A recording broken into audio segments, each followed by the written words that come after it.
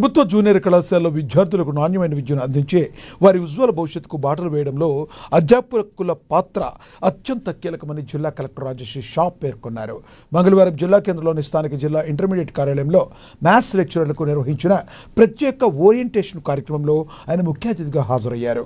విద్యార్థుల సృజనాత్మకతను వెలికితీస్తూ వారిని ఉన్నత శిఖరాలకు చేర్చాల్సిన బాధ్యత అధ్యాపకులపైనే ఉందన్నారు.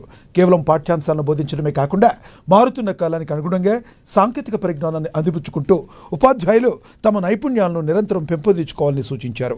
ఇందుకోసం ప్రభుత్వం ప్రత్యేకంగా 4 రోజుల శిక్షణా తరగతులు నిర్వహిస్తుందని తెలిపారు. ఈ శిక్షణలో నేర్చుకున్న నూతన బోధనా పద్ధతులను తరగతి గదుల్లో సమర్థవంతంగా అమలు చేస్తూ ప్రభుత్వ కళాశాల విద్యార్థులు అత్యుత్తమ ఫలితాలు సాధించేలా ప్రతి ఒక్కరూ బాధ్యతగా కృషి చేయాలని పిలుపునిచ్చారు.